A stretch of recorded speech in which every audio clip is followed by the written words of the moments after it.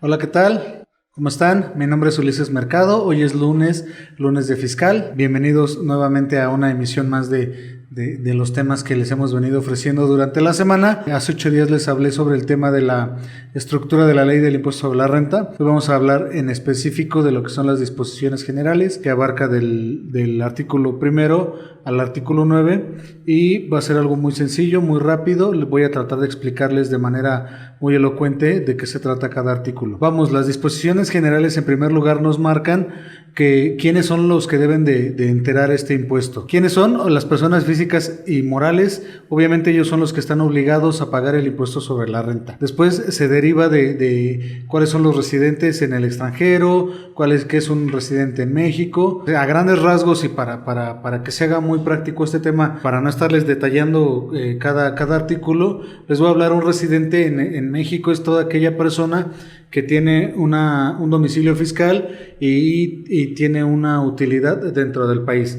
De los residentes en el extranjero también es muy sencillo. Son las personas que son extranjeras, que viven en México y que tienen una utilidad dentro del país. Ellos también están obligados a pagar el impuesto sobre la renta.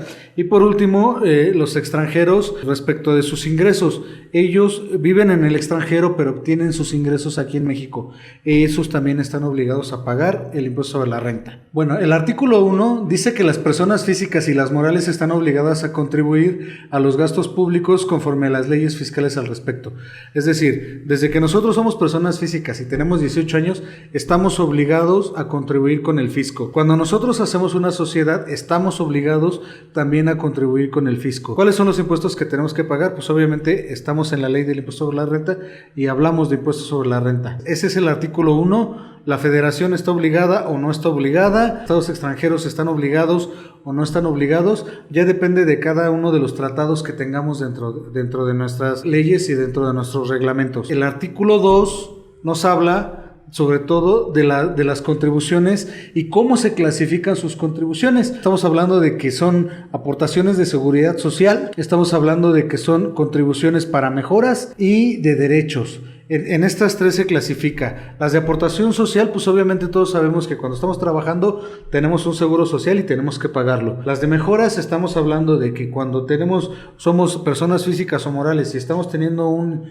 impuesto sobre la renta o una utilidad, como normalmente se le conoce a la renta, tenemos que contribuir al fisco sobre esa utilidad que estamos generando. Y por último, los derechos. ¿Cuáles son los derechos? Los que pagamos por utilizar todas las instituciones del gobierno, que será algunos teatros que le pertenecen al gobierno, algunos estadios, etcétera. Esas son las contribuciones que tenemos que pagar, que se consideran derechos. Cuando a nosotros nos multan, pues obviamente tenemos que pagar esas multas, ya sea por haber presentado nuestros impuestos en tiempo desfasado o por haber tenido alguna falta administrativa.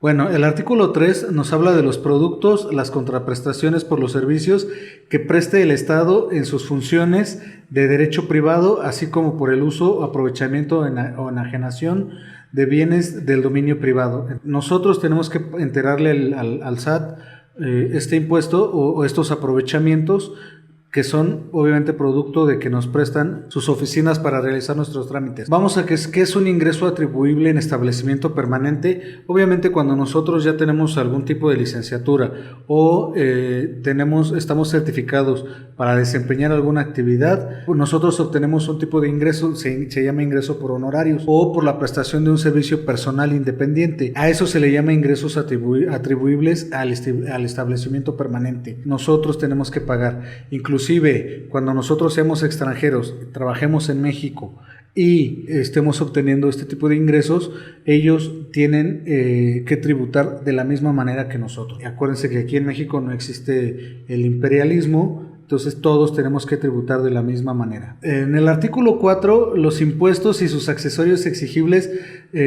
son las contribuciones que tenemos que pagar por no haber presentado en tiempo y forma, actualizaciones, recargos y gastos de ejecución.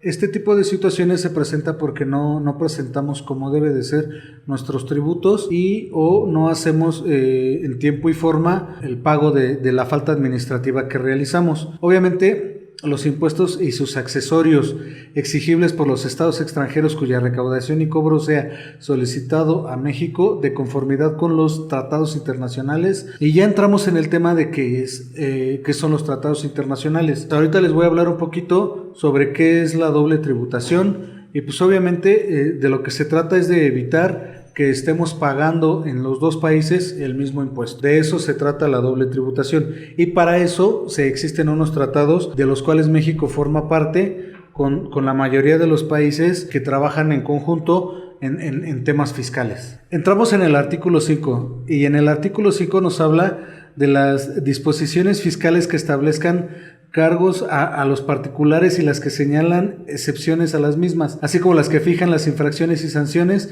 que son de aplicación estricta. Se considera que se establecen cargas a los particulares las normas a los que se refiere al sujeto, objeto, base, tasa o tarifa. Para que exista un impuesto debe de existir sujeto, objeto, base, tasa y tarifa. Ahí entendemos cómo se debe de calcular el impuesto sobre la renta.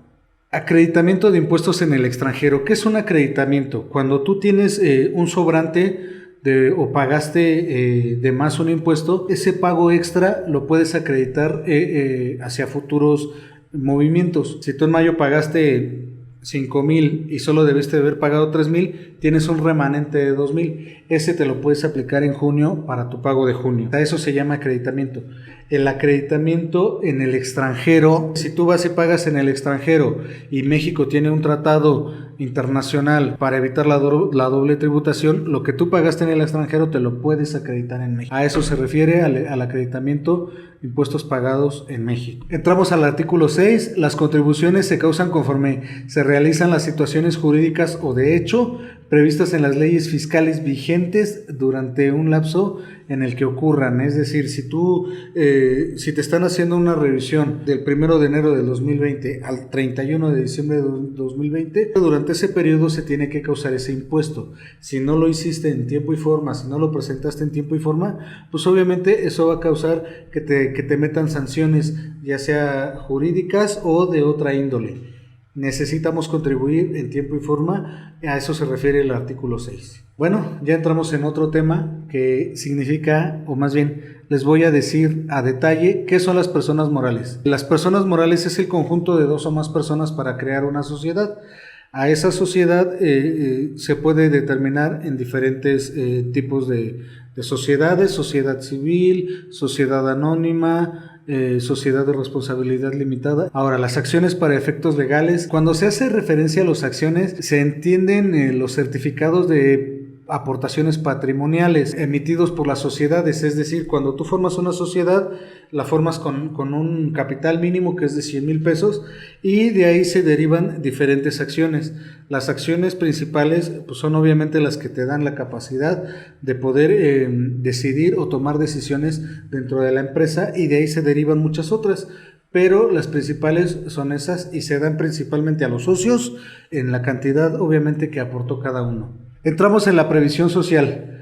Para efectos de la ley del impuesto sobre la renta, ¿qué se entiende por provisión social? Obviamente tenemos que entender cuando tenemos alguna contingencia, cuando tenemos alguna necesidad especial, otorgar algún tipo de beneficio. En este caso, pues tengo varios ejemplos. Ahorita, por ejemplo, para la pandemia, cuando hubo los temblores, a eso se le llama previsión social. Nosotros estamos obligados a contribuir cuando nos lo soliciten para previsión social. Tenemos que ser muy consistentes cuando estemos hablando de previsión social para que podamos nosotros ofrecer una mejor calidad de vida a tanto a nuestras familias como a nuestros trabajadores, y lo mismo tiene que pasar con todas las sociedades que hay respecto a lo que se refiere el artículo de la presente ley. Ok, entramos en el artículo 8. El artículo 8 habla básicamente de qué es lo que conforma el país y el territorio nacional, la constitución política de los Estados Unidos mexicanos, qué integra el territorio, qué integra la zona económica exclusiva situada y la que está dentro del mar territorial y a las afueras de nuestros mares, lo que conocemos literalmente como los océanos de libre acceso. Llegamos a la parte de los intereses. ¿Qué son los intereses? Cuando nosotros hacemos algún tipo de préstamo, debemos de cobrar un interés. Así se le llama al rendimiento que tú das a algún tipo de crédito. Y ese interés debe de quedar bien estipulado y esta ley te lo determina de esa manera como un rendimiento de créditos a cualquier tipo de clase de préstamos. Obviamente la ley establece un mínimo, pero nosotros podemos poner el que querramos, siempre y cuando no se afecte los intereses de terceros, ni mucho menos los intereses del SAT. Entramos al artículo 9. ¿Quién se le considera residente en el territorio nacional? En la fracción 1 nos dice las personas físicas que hayan establecido su casa de habitación en México. Obviamente cuando tú llegas a vivir a México o cuando naciste en México tienes una casa de habitación. Cuando cumples la mayoría de edad estás obligado a tributar. Entonces si tienes una casa de habitación en México se te considera residente en el territorio nacional. Dentro de esa misma fracción, en el apartado número 1 nos menciona que cuando el más del 50% de tus ingresos totales los obtengas en un año calendario tengan fuente de riqueza en México. Si tú durante un año calendario el 50% de tus ingresos los hiciste en México, obviamente se te considera residente en territorio nacional. Cuando en el país tengan como centro principal sus actividades profesionales, ya lo platicamos hace un ratito, si tú dentro del país te consideras o tienes tus actividades profesionales y obtienes un beneficio, pues obviamente te van a considerar residentes en el territorio nacional. Dentro del mismo artículo 9, el apartado B, los de nacionalidad mexicana que sean funcionarios del Estado o trabajadores del mismo, aun cuando su centro de intereses vitales se encuentra en el extranjero. Si yo vivo en el extranjero, en Estados Unidos, pero trabajo para el gobierno, me considero residente en territorio nacional. Entonces, por eso siempre les digo, váyanse a vivir a Estados Unidos, pero vénganse a trabajar acá, van a ganar más dinero. Obviamente no perderemos la condición de residentes en México. Las personas de nacionalidad mexicana que acrediten una nueva residencia fiscal en un país o en un territorio donde sus ingresos se encuentren sujetos a un régimen fiscal preferente en los términos de la ley del impuesto sobre la renta. En palabras más sencillas, si nosotros nos casamos en Canadá, nos da nuestra residencia, obviamente no perderemos nuestra condición de residentes mexicanos. Aunque nosotros vivamos allá y todo nuestro núcleo económico se encuentra en Canadá, nosotros vamos a seguir siendo residentes en México. Bueno, pues por mi parte es todo. Quiero agradecerles mucho. Espero sigan nuestras redes sociales como Ulises Mercado AN.